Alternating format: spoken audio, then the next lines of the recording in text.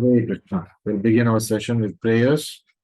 Nama Om Vishnu Padaya Krishna Preshtaya Bhutare Srimate Bhakti Vedanta Swamin Idinamine Namaste Saraswate Deve Gauravani Pracharine Nirvishesha Shunyavadi Paschatya Deshatarine Jaya Shri Krishna Chaitanya Prabhu Nityananda Shri Advaita Gadadara Srivasadi Gaura Bhakta Vrinda Hare Krishna Krishna Krishna Hare Hare Hare Rama Rama Rama Hare Hare Shri Shri Radha Vrindavan Chandra ki jai Shri Shri Gaur Nitai ki jai Jagat Guru Shri Prabhupada ki jai Hare Krishna.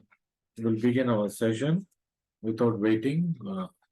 Others will join one by one. So we're continuing chapter 12. 12वें अध्याय को हम जारी रख रहे हैं जिसका नाम है devotional service, bhakti yoga. So Arjuna has asked a question, who is the greatest yogi? And Krishna has answered that question in the first and second shlokas. First question, in the first shloka, Arjuna asked the question. In the second shloka, Krishna definitively gave the answer. What was the answer Krishna gave? Maya Vesha Mano Ye Mam Nitya Yukta Upasate Shraddhaya Parayopetas Teme Yukta Tamamataha. Very specific question Arjuna has asked and a very definitive and specific answer. तो निश्चित रूप से एक खचित answer उत्तर भगवान श्री कृष्ण ने उस प्रश्न को दिया. क्या था उत्तर? तो भगवान ने बताया कि the blessed Lord said, he whose mind is fixed on my personal form. जो योगी जिसका मन मेरे कृष्ण रूप पे हमेशा एकत्रित है, always engaged in worshipping me, और नित्य युक्त उपासते, हमेशा कृष्ण से जुड़े हुए मन, और उपासते भगवान की सेवा, वो भी नित्य, ऑलवेज. विद, और कैसे सेवा कर रहे हैं? With great transcendental faith. तो श्रद्धया parayapetas, shraddhaya, with great faith, he is executing this devotional service. And how many hours in a day? Nitya, always, constantly. And Krishna is telling, this person is considered by me to be the most perfect. तो भगवान बोल रहे, मेरे गणना से ये सबसे बड़ा योगी है. तो Krishna's answer means it is the final answer. और किसका आंसर हमें चाहिए? So Krishna has already given a categorical answer. एक definitive answer Krishna ने दिया है. So we will take that as the gospel for us. Krishna clearly says that he who concentrates upon his personal form. So what is Krishna telling here? Mano ye mam. So Krishna is talking about his personal form. Then he's always engaged in worshipping me with great faith and great and transcendental faith. So he who worships him with faith and devotion, श्रद्धा और भक्ति से जो भगवान की उपासना करता है कृष्णा का, he is considered to be the most perfect yogi. ये परिपूर्ण योगी कहलाएगा. Then, so a pure devotee is always engaged in Krishna's service. शुद्ध भक्त को आप कैसे पहचानेंगे? नित्य युक्त उपासते. जो व्यक्ति भगवान श्री कृष्णा के नित्य उपासना कर रहा है, नित्य युक्त है भगवान के साथ, वे भक्ति शुद्ध भक्त है. So it's very easy to identify a pure devotee. So, and what kind of services it does? Like Ambrish Maharaj. Ambrish Maharaj, every part of his body, every sense, the six senses, including the mind and the working senses, all of them, the working organs, they were all engaged in the service of the Lord. How? Savai mana Krishna padara vindayo. His mind always was fixed on the lotus feet of Krishna. Ambarish महाराज अपने मन को कृष्णा के पाद कमल पे एकत्रित करते थे हमेशा। वाचांसी वैकुंठ गुणानुवर्णनी, और जो बोलने का जो शक्ति है, जीवा का जो शक्ति है, वाचांसी वैकुंठ गुणानुवर्णनी, वैकुंठ का गुणगान करते थे। He would glorify Vaikuntha. Vaikuntha means both the abode of the lord, भगवत धाम, और भगवान का नाम भी वैकुंठा है। So it was always glorifying the supreme lord, हमेशा भगवान की स्तुति करते थे। फिर करो हरेर मंदिर मार्जन आदिशु, तो उनका कर कमल अम्बरीश का भगवान की सेवा में जुड़ा रहता था, जैसे कि मंदिर की मार्जन करना। So his hands were always engaged in practical devotional service of the Lord.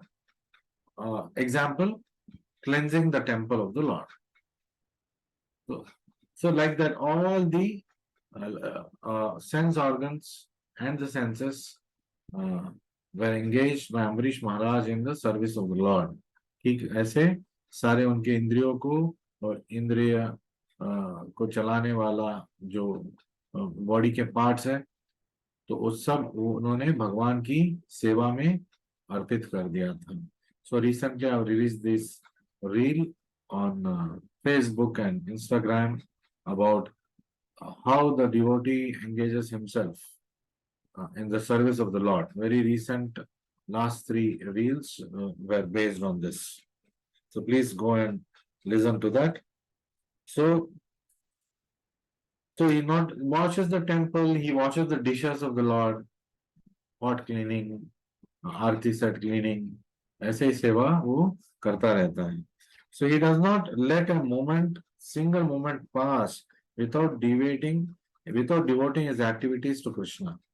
भगवत सेवा में हमेशा वो व्यस्त रहता है, एक क्षण भी वो व्यर्थ नहीं गवाता है।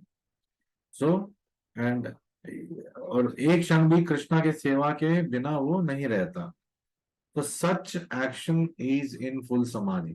तो ऐसे जो कार्य है भक्त जो करता है वो समाधिस्थ, so he is always in the state of samadhi. A devotee is already attained samadhi. Samadhi means a perfect state of union with the Lord, the union of soul and super soul. आत्मा और परमात्मा का जो mail है, जो परिपूर्ण स्थिति में हो रहा है, वो समाधि है। So Krishna now further takes on this topic, elaborates, and he speaks further as follows, as it is appearing on your screen. 3 and 4 are the shlokas. Etvaksharam anirdeshyam avyaktam paryupasate sarvatragam achimtyam cha kutastam achalam dhruvam संनियम्येन्द्रियग्रामं सर्वत्र समबुद्धया ते प्राप्नुवन्ति मामेव सर्वभूताहिते रताः. So Krishna is further continuing to say, but those who fully worship the unmanifested. तो अर्जुन का प्रश्न था, जो impersonal form को वर्शिप करते हैं और जो पर्सनल फॉर्म को वर्शिप करते हैं, इनमें से सबसे ऊंचे स्तर वाला योगी कौन है? So Krishna first said that yogi who worships my personal form is the topmost yogi. And now he is also talking about those who worship him in the impersonal form. जो उनके जो अव्यक्त स्वरूप है उसका उपासना जो कर रहे हैं, impersonal ब्राह्मण, उसके बारे में भी कृष्णा अभी बता रहे। एत्वाक्षरम अनिर्देश्यम अव्यक्तम पर्यो उपासते, जो अव्यक्त का उपासना करते हैं, सर्वत्रगम अचिंत्यम च कूटस्थम अचलम ध्रुवम. So what does this mean, but those who fully worship the unmanifested, एक अक्षरम अनिर्देशम अव्यक्तम परिउपासते, जो अव्यक्त रूप को उपासना कर रहे, that which lies beyond the perception of senses, तो वो हमारे इंद्रिय के गोचर में नहीं है, अगोचर है. And the all pervading, inconceivable, fixed and immovable, sarvatragam, achintyam, kutastam, achalam, dhruvam. These are the characteristic features of this avyakta akshara, the impersonal form. तो क्या सर्वत्रगम मतलब हर जगह फैला हुआ है, अचिंत्यम इनकंसीवेबल, तो जो हमारे चिंतन में नहीं आने वाले, achintya. Then fixed kutastham, then immovable achalam dhruvam, so it is fixed, like the pole star dhruva is fixed, so like that dhruva means it is nishchalaha, it is definitively fixed. Okay, further, the impersonal conception of absolute truth, avyaktam, by controlling the various senses, sanniyamyendriya gramam, indriya gramam, the whole gambit of senses, sense organs. So sanniyamya means to control. What? Indriya gramam, the conglomeration of all the senses. सारे इंद्रियों को संयम में रखते हैं. Then, and being equally disposed to everyone, सर्वत्र समबुद्धया, तो सर्वभूता हिते रता, तो हर जीव का वो हितैषी है, और समबुद्धया हर एक को एक दृष्टि से देखता है. Such persons engaged in welfare of all at last achieve me, ते प्राप्नुवन्ति मामेव. तो जो अव्यक्त स्वरूप मेरा उपासना करते वे भी मेरे पास अंत में आएंगे. But Krishna said the most definitive path is personal worship. Krishna is saying one who is worshipping indirectly also is going to come back to me. How he is going to come back? Krishna is going to make the pathway for him. Slowly he will progress into the various stages of bhakti, and then he'll come to complete pure devotional service. This arrangement is made by the Lord. So te prapnuvanti mameva sarva bhuta hite rataha. One who is well-wisher of all the living entities. So one who is always concerned of the welfare of all living entities. This yogi who is worshipping the avyakta form of me, the Brahman feature of me, always, he will also te prapnuvanti mam eva. Certainly he will come to me. But ant mein. So when that end is, when that time is going to be a very long time. So those who do not directly worship the supreme Godhead Krishna, जो भगवान श्री कृष्णा को सीधे सीधे उपासना नहीं करते, but who attempt, Hare Krishna, but who attempt to achieve the same goal by an indirect process, कोई और देवता को उपासना करते हैं या कुछ unnecessary जो भक्ति से रिलेटेड नहीं है ऑस्टेरिटीज लेते हैं, तो कलयुग में एक ही ऑस्टेरिटी है, chant Hare Krishna and be happy. Chant 16 rounds of Hare Krishna, 16 mala japa. And to fill the day, Prabhupada has given us directions on how we engage ourselves. कैसे हम अपने आप को व्यस्त रख सकते हैं.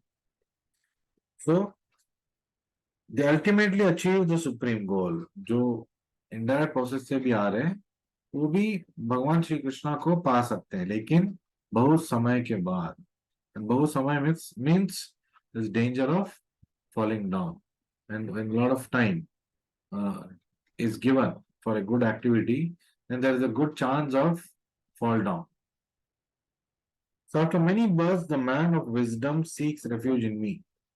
So Vasudevam Sarvamiti Sa Mahatma Sudurlabha. How is he coming to the conclusion Vasudevam Sarvamiti? कौन इस conclusion पे आ सकता है? bahunam janmanam ante nanavan mam prapadyate. After many, many, many births, so those people who are uh, engaged in accumulation of knowledge, from indirect worship to accumulation of knowledge, योगी से ज्ञानी बन के बहुजन्म ज्ञानी बनने के बाद फिर वो भक्ति में आता है. We're also fortunate because of mercy of Srila Prabhupada, we're already on the path of Bhakti Yoga.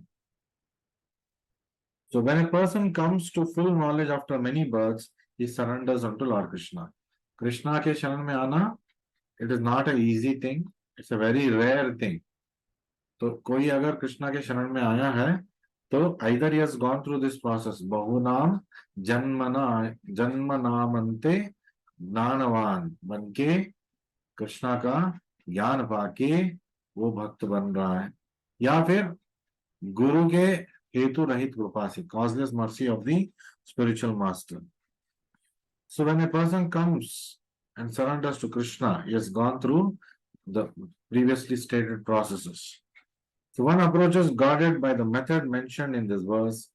He has to control the senses, render service to everyone, and engage in welfare of all living beings. Indirect process.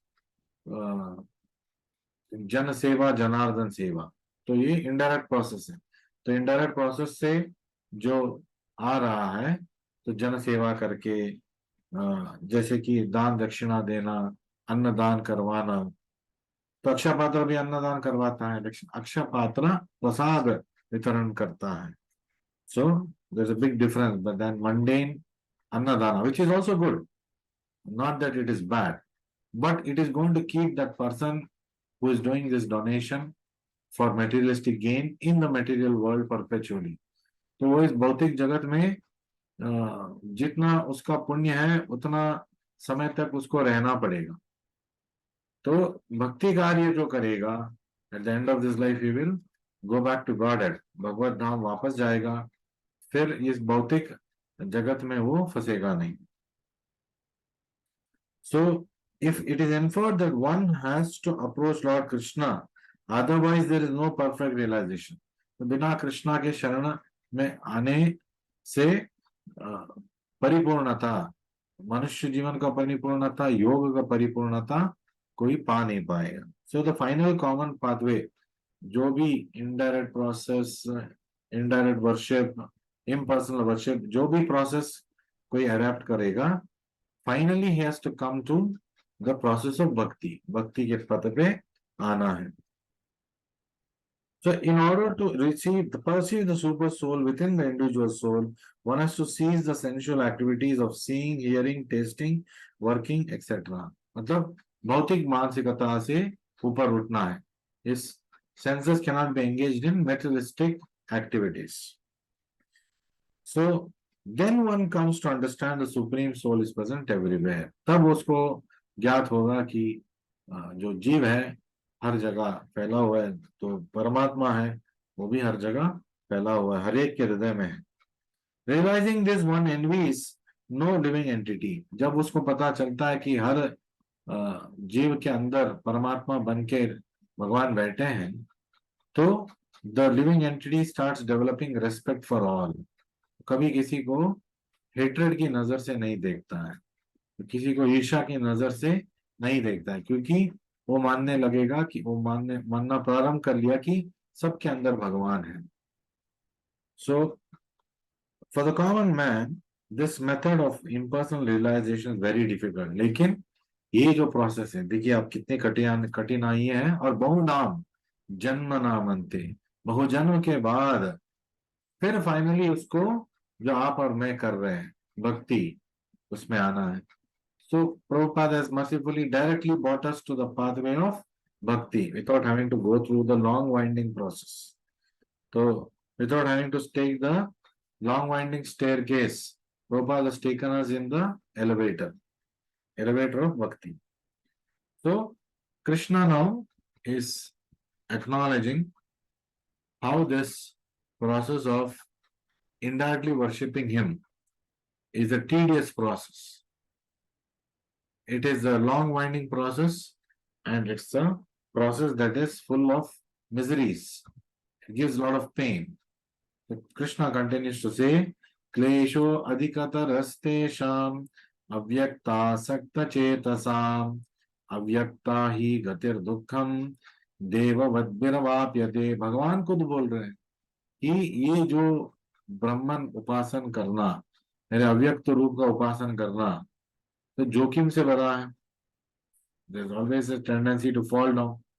So there is always a danger of that.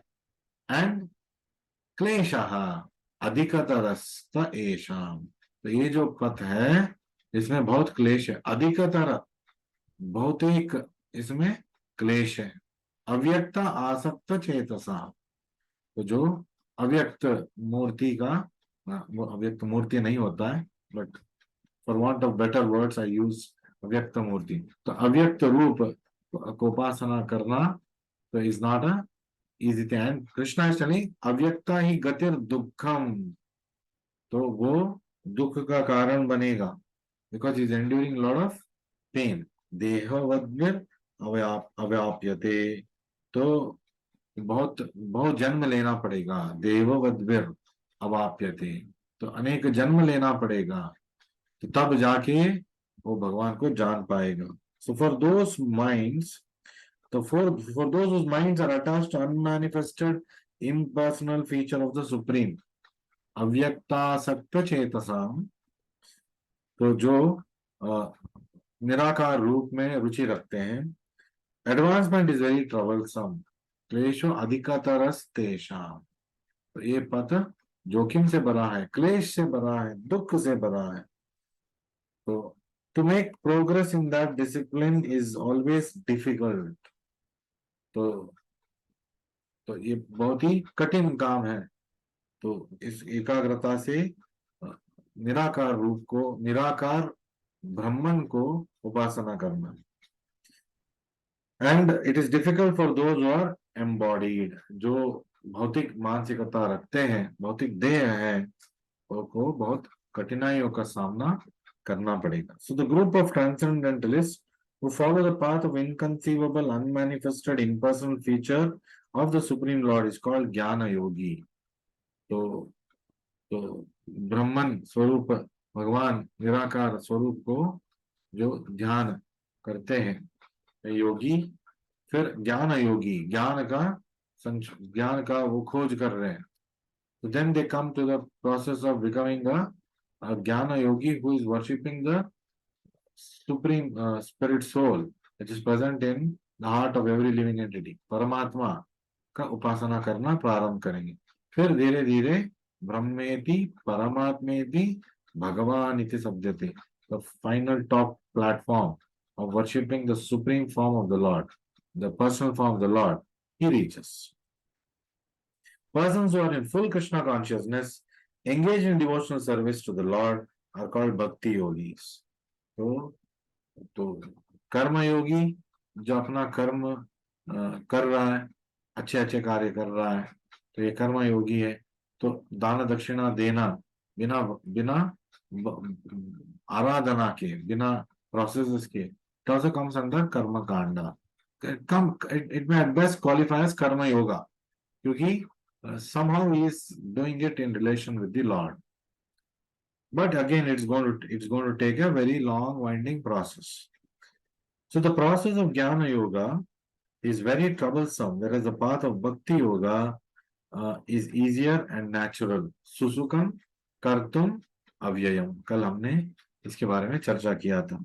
भक्ति सुसुखम, तो इसमें सुख है. अव्यक्त रूप का उपासना करने में क्या है? दुख है. और कृष्णा क्या बोल रहा है? सुसुखम कर्तुम अव्ययम. उनका जो personal feature, worshipping the form of Krishna as Krishna, it is susukham, gives us lot of pleasure. Kartum avyayam, it can never be, the process can never be taken away from a bhakta. Temporarily he may get lost, but Krishna will always make sure that this devotee will come back to his fold in bhakti. So it is easier and natural. तो नैसर्गिक रूप से आता है और सुलभ विधान है. So the bhakti yogi accepts the deity of Krishna as worshipable. भगवान का अर्चा विग्रह स्वरूप को वो आराध्य मान लेता है, वो उस अर्चा विग्रह को भगवान मान लेता है, क्योंकि वो भगवान है। अर्चा विग्रह और भगवान में कोई अंतर नहीं। So worship of the deity in the temple is saguna worship. जो हम आप उपासना करते हैं मंदिर में आके आरती को देखना भी आरती करने के बराबर है। Please remember this. जो मंदिर आके आरती केवल देख रहा है, आरती करने के बराबर है। जो आरती कर रहा है और जो आरती देख रहा है, दोनों को एक समान भक्ति में आगे बढ़ने का मौका भगवान देंगे। So Krishna grants the same facility for both the person who is doing worship in the temple and for the person who has come to watch this arati. There's no difference. So Prabhupada gives a good example. We may find some mailboxes on the street, and if we post our letters in those boxes, the red color boxes, they'll naturally go to the destination without difficulty. पिछले जमाने में जब खत लिखने का जो ये था प्रैक्टिस था, तो ऐसा जरूरी नहीं था कि वो जाके पोस्ट ऑफिस में पोस्टमैन को चिट्ठी दे। तो जगह जगह पोस्ट बॉक्स रहता था, तो पोस्ट बॉक्स में उनको जाके चिट्ठी डाल देना। तो by that it is the process is ensured that उस पोस्ट बॉक्स से पोस्टमैन उसको पोस्ट ऑफिस लेके जाएगा। तो head of the post office को मतलब वो दिखाएगा, वो अधिकृत होगा, मतलब it will be sanctioned for further process, and then it will reach the final destination. This person need not go to the final destination. This person need not even go to the post office.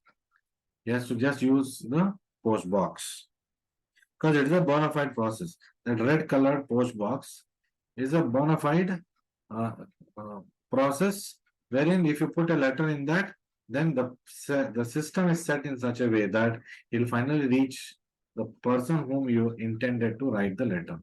जिसको खत आपको भेजना था उसके पास वो जाएगा। तो this system is done in post office. Similarly, in bhakti also, simply by following the instructions of spiritual master, we can reach the final destination ourselves. So, Archa Vigraha is an incarnation of the Supreme Lord. तो भगवान का स्वरूप है, भगवान का अवतार है अर्चा विग्रह। It is also called Archa Avatara. Archa Vigraha is also called Archa Avatara. So this Archa Vigraha is the incarnation of Supreme Lord. God will accept service through that form. तो जब हम अर्चा विग्रह का सेवा करते हैं, अर्चा विग्रह मूल विग्रह प्रभुपाद जी का, जब हम जाके उनका सेवा करते हैं, उनका पैर छूते हैं, it is as good as touching Prabhupada's feet. It's not as good, it is touching Prabhupada's feet, because it's a bona fidely accepted process, and the process has been set by Prabhupada himself. So अर्चा विग्रह है, वो अर्चा अवतार है, भगवान का अवतार है। So you can accept the service of the devotee through Archa Vigraha just to make it convenient for him in his conditioned life. जो भौतिक गतिविधियों में फंसे हैं, इनके लिए एक ये सरल उपाय है अर्चा विग्रह का उपासना करना। For a devotee, there is no difficulty in approaching the Supreme immediately and directly. तो भगवान की तरफ जाना, भगवान को पाना भक्त को बोलते कष्टकर नहीं है, दुखमय नहीं है। The impersonal way to self-realization, the path is difficult. So दुख ही होना यहाँ, so there is a lot of difficulties in the path of indirect worship. A person in Krishna consciousness is engaged in devotional service simply by the guidance of bona fide spiritual master. और भक्ति के पथ में हमें कैसे जाना है? गुरु के मार्गदर्शन से, उनके आशीर्वाद से. So simply by offering regulative obeisances unto the deity, simply by hearing the glories of the Lord, and simply by eating the remnants of foodstuff offered to the Lord, one can realize the Supreme Personal Godhead easily. तो भगवान का साक्षात्कार करना, भगवान का जानना, so it's very easy. What are the ways? So by engaging in devotional service, भक्ति भक्तिमय सेवा करना, फिर offering regulative obeisances unto the deity, संयम रूप से दंडवत करना भगवान को, फिर simply by hearing the glories of the Lord, भगवान की कथा की रुचि और भगवत कथा को सुनना. So this and simply by eating remnants of foodstuff offered to the Lord, केवल प्रसाद पाने से तो क्या होगा? One realizes the Supreme Personality of Godhead very easily. तो प्रसाद खा खा के भगवत भक्त बन सकते हैं हम. तो भगवत मंदिर में सेवा कर करके तो एक दिन हम शुद्ध भक्त बन सकते हैं. So there's no doubt that the impersonalists are unnecessarily taking a troublesome path with the risk of not realizing absolute truth. तो जो उपासना indirect worship है, तो जो उपासना अव्यक्त रूप का करते हैं तो समय लगेगा, और दूसरा डेंजर ये है कि वो उसका पतन हो सकता है. So by the grace of some devotee, such a transcendentalist highly learned in the process of Jnana Yoga may come to a point of Bhakti Yoga. जैसे कि हाँ हमारी सिचुएशन, हम सबकी सिचुएशन है. We do not know in previous lives whether we were Jnanis, but we have truly come to the process of devotional service simply by being associated with Srila Prabhupada. By simply taking his association, we're all associates of Srila Prabhupada. So by getting associated with him, we have easily achieved this Bhakti Yoga path, the path of Bhakti Yoga. Therefore, an embodied soul is always in difficulty with the unmanifest, both at the time of practice and at the type of realization. तो जब साधना कर रहा है, ब्रह्म ज्योति का उपासना करके, वो कष्टकर कार्य है, और जब उसको ब्रह्म ज्योति का साक्षात्कार हो जाएगा, फिर उसको पता भी नहीं है उसको क्या करना है. So that's why these people who worship Brahma Jyoti, they go to Brahma Jyoti, they remain in a suspended state. पर क्योंकि आत्मा का क्या बोलते हैं, नेचर है, स्वभाव है गतिविधियों में रहना, they cannot be without activities. So they come down, पतन होता है उनका, फिर भूमि पे आते हैं और स्कूल, अस्पताल, अनाथ आश्रम, वृद्धाश्रम, अन्नदान आश्रम, ये सब वो खोल के बैठते हैं.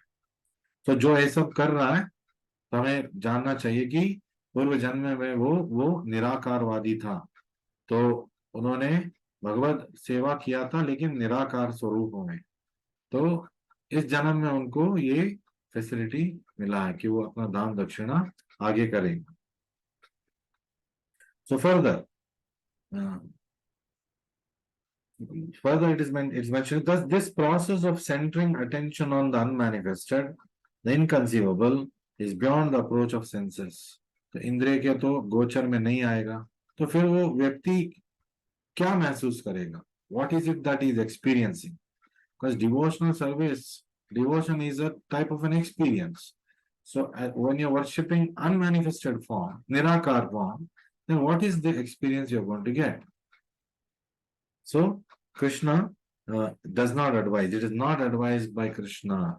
Krishna इस पद का वो अधिकृत प्रमाण नहीं देते हैं. He is not encouraging Arjuna to take to this path. So we try to do the shlokas and translations of 6 and 7, and Bhavartha purport we'll leave it for next class. ये तो सर्वाणि कर्माणि मयि सन्न्यस्य मत्पराः अनन्येनैव योगेन मां ध्यायन्त उपासते तेषाम् अहं समुद्धर्ता मृत्यु संसार सागरात् भवामि न चिरात् पार्थ मयि आवेशित चेतसाम्. Krishna is now explaining. What is he explaining? So Krishna is talking. Krishna is telling that I am the swift deliverer of the devotee. भक्तों का मैं तुरंत उद्धार कर लेता हूं उनको। The top most moksha I give my devotees for one who worships मी। तो मई वर्शिपिंग हिम सर्वाणी कर्माणि, तो by giving up all his activities unto me, ये तो सर्वाणी कर्माणि मयि सन्न्यस्य मत्परः, भगवान के लिए सेवा करना, भगवान की इच्छाओं का पूर्ण करने के लिए सेवा करना, ना बल्कि अपनी इच्छा है। तो ये तो सर्वाणी कर्माणी, उनका सारा कार्य को वो मई संन्यस्य, मेरे ऊपर, संन्यस्य मतलब he gives it up, he engages in my service, मत पराहा, मेरे लिए वो सेवा करेगा। सो विदाउट डिविएशन अनन्येनैव योगेन, तो और कुछ नहीं कर रहा, केवल भक्ति के पथ पे वो है। तो so is engaged in devotional service, always meditating upon मी माम ध्यायंत उपासते, तो वो उपासना कर रहा है, भक्ति सेवा कर रहा है और ध्यान कर रहा है भगवान श्री कृष्ण का। was fixed his mind upon me, तो मई आवेशित चेतसा, जो उनका चित्त को भगवान के ऊपर लगा चुके हैं। Son of Pritha, Partha, for him I am the swift deliverer from the ocean of birth and death. तेषाम अहम समुद्धार्था, मृत्यु संसार सागर, मृत्यु संसार के सागर से दूर लेके जाएंगे, पार करके लेके जाएंगे भगवान। सो समुद्धार्ता, समुद्धार्ता मीन्स डिलीवरर, तो जो तार देता है भक्तों को, तो दैट इज तारणहार। तो is the deliverer, is and is a swift deliverer of the devotee from the ocean of birth and death. So today we learned the purport. We will do it in the next class, that is next Monday. So today we learned that we must not be infatuated with temporary form. चाहे हम कितने भी श्रद्धा से निराकार स्वरूप भगवान का पूजा करेंगे, it's always filled with difficulties, तो दुख, so and klesha is always some trouble. So Krishna is telling why go through this process, not required. सीधे सीधे आप मेरे निज स्वरूप का भक्ति कीजिए। So Krishna is telling don't be attached with temporary form, be attached with the eternal form. Then we also learned that when we do what we can do, Krishna helps us to do what we cannot do. So Krishna is telling one who does this kind of things, then I will take care that he will reach me. So Krishna is taking the onus upon him. He's giving assurance that if you do this direct devotional service unto me, then I'll guarantee you that you'll come back to me. Krishna is telling that a devotee, the Atma will go back to Krishna. So there's no point in doubting Krishna. We must not doubt Krishna. So sensual hope deludes. तो जब हम इंद्रियों का hope में जीते हैं, तो उसमें हमें थोड़ा धोखा मिल सकता है, लेकिन जब हम आध्यात्मिक जो होप है उसको रखते हैं, स्पिरिचुअल होप डिलीवर्स, तो भगवान के ऊपर निर्भर होने से भगवत धाम हम वापस जा सकते हैं। So therefore must not seek to grasp God, so we must seek to be grasped by God. तो भगवान को पाने की कोशिश से ज्यादा हमें अपने आप को भगवान का हवाले कर देना है। We must become the Lord's rather than asking the Lord you become mine. We must say I am yours, मैं आपका हूं, मैं आपका दास हूं। दिस इज भक्ति। So thank you very much for joining me today. So Thursday, Friday we will do our general sessions. Tomorrow is a break day and Monday